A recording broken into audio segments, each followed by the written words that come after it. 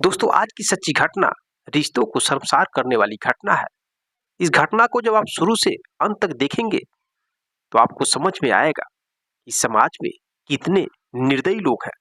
अपनी चंद हवस को पूरा करने के लिए किसी का भी बलि चढ़ा देते हैं। मेरे दोस्तों, यह एक पारिवारिक घटना है और इस पारिवारिक घटना में जो कुछ हुआ है ऐसा किसी के भी परिवार में न हो सके। इस वजह से यह घटना आपके सामने लेकर आया हूं। तो चलिए कहानी की शुरुआत करते हैं।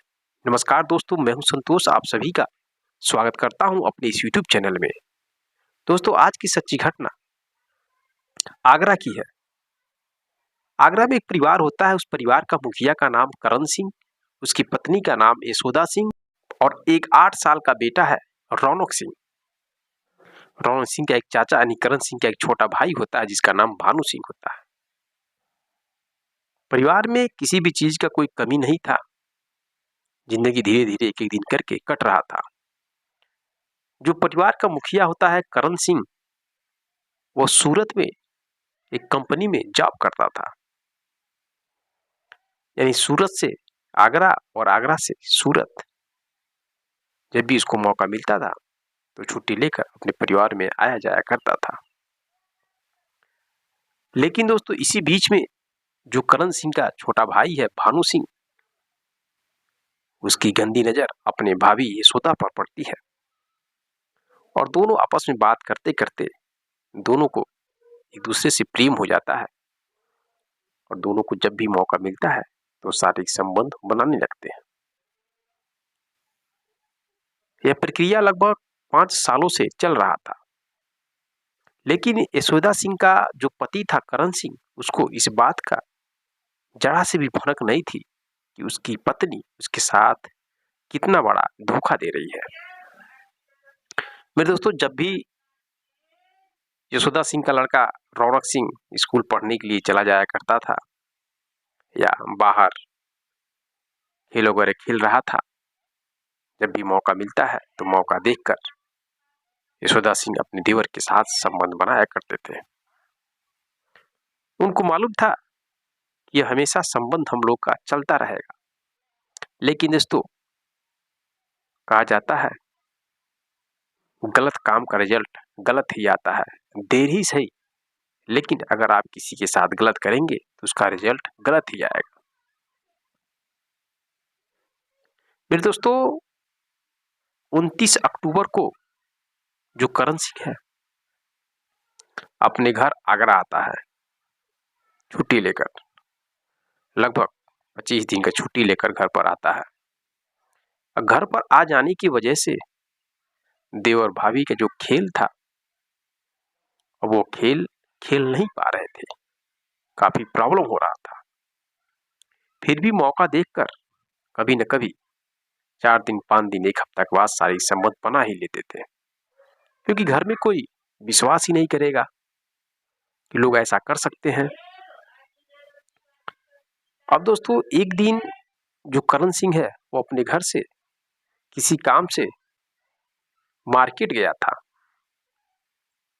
और उस वक्त उसका लड़का रौनक सिंह बाहर खेल रहा था।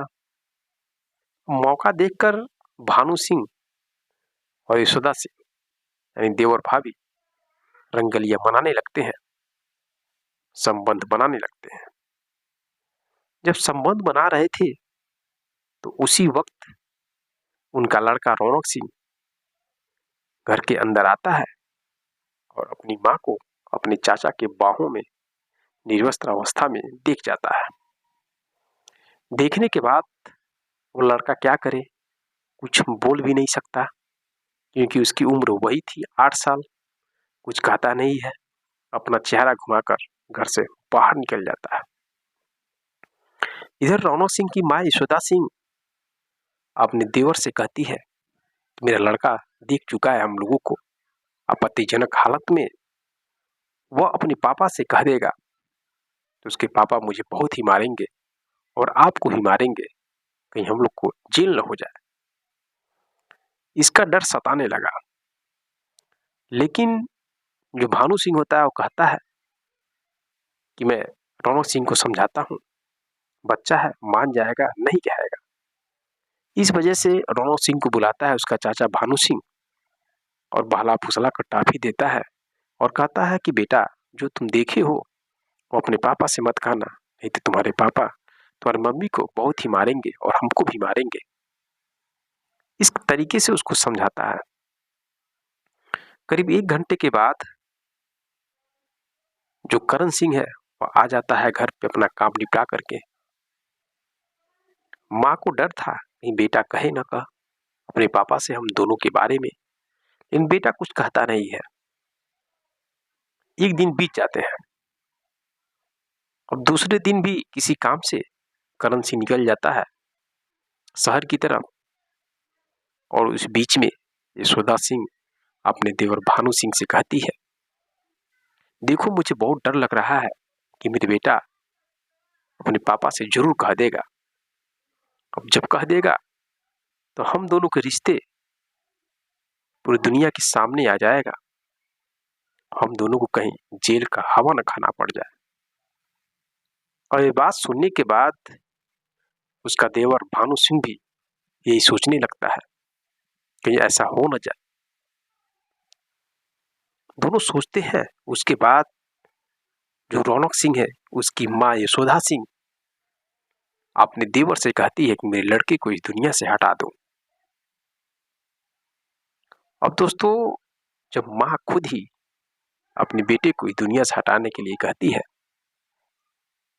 तो भानु सिंह तैयार हो जाता है, क्योंकि भानु सिंह के अंदर भी डर था। अब भानु सिंह रौनक सिंह को अपने पास बुलाता है और उसको सर पे पीछे से वार करता है एक डंडे से। लड़का बेहोश हो जाता है। फिर उसका गला दबाकर उसकी निर्मम हत्या कर दी जाती है। यह सब माँ अपने आंखों से देख रही थी, लेकिन उस माँ के अंदर थोड़ी सी भी दया नहीं आती है अपने तड़फाते हुए बच्चे को देखकर। दोस्तों, लड़का जब मर जाता है तो उस लड़के को छत पर ले जाकर दोनों लोग एक टंकी में, जो पानी का टंकी होता है, उसके अंदर डाल देते हैं। और कुछ समय के बाद जो माँ है यशोदा सिंह वो नाटक करने लगती है कि मेरा लड़का गुम हो गया, कहीं गायब हो गया। पूरे मोहल्ले में हड़कंप मच जाता है। उसके पिता करण सिंह भी जाते हैं, पुलिस भी बुलाया जाता है, लेकिन कहीं भी लड़के की तलाश नहीं की जा सकती, कहीं नहीं मिलता है। इस तरीके से 3 दिन बीत जाते हैं, लेकिन लड़का का पता नहीं होता है। पता कैसे होके, क्योंकि लड़का तो इस दुनिया से जा चुका था इन दोनों के हवस के चक्कर से। अब दोस्तों, 3 दिन के बाद लड़के की जो बॉडी है वो बदबू आने लगता है हल्का हल्का। तो यशोदा सिंह कहती है अपने देवर भानु सिंह से, ऐसा है कि रात में इस टंकी से निकालकर बाहर किसी गली में फेंक दो, नहीं तो हम दोनों पकड़े जाएंगे। दोस्तों, रात में उसके बॉडी को बाहर फेंक दिया जाता है। जब बाहर फेंक दिया जाता है, सुबह होता है, लोग देखते हैं, पूरा हड़कंप मच जाता है। मौके पर पुलिस आती है, छानबीन करना स्टार्ट कर देती है। गांव वालों से भी पूछा जाता है, लेकिन किसी भी बात का कोई भी सुराग नहीं मिलता है। फिर पुलिस उस घर के मेंबर की तलाश लेती है।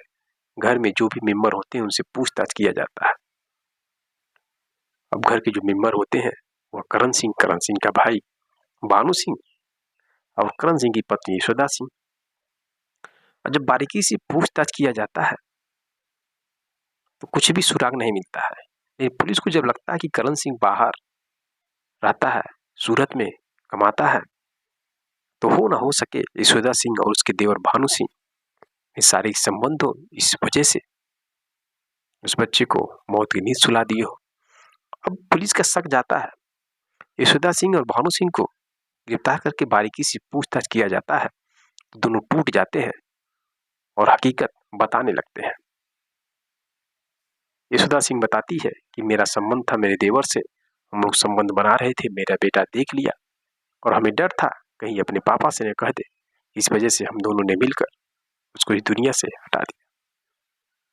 दोस्तों, जब यह कहानी पुलिस वालों को मालूम चलता है, गांव वालों को मालूम चलता है, सोशल मीडिया के माध्यम से लोगों को पता चलता है, तो सब लोग सिहर जाते हैं कि एक माँ अपनी हवस को पूरा करने के लिए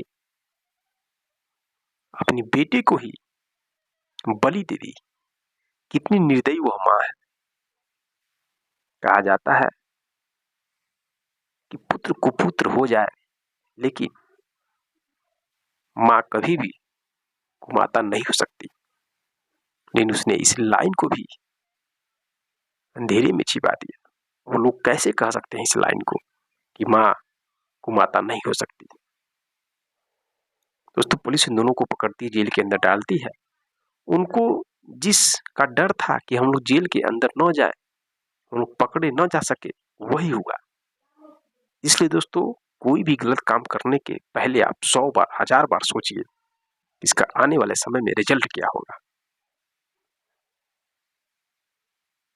साथियों, गलत काम का रिजल्ट गलत ही आता है।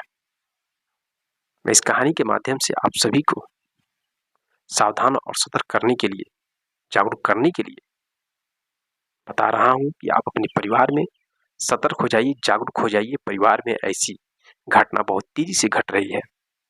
शारीरिक संबंध के चलते रिश्तों को शर्मसार करने वाली घटना को लोग अंजाम दे रहे हैं, और सबसे ज्यादा ऐसी घटना अक्सर परिवार में ही देखा जा रहा है। लोग रिश्तों को भूल जाते हैं और अपनी चंद हवस को पूरा करने के लिए, चाहे कोई भी रिश्ता हो, वो लोग संबंध बना लेते हैं।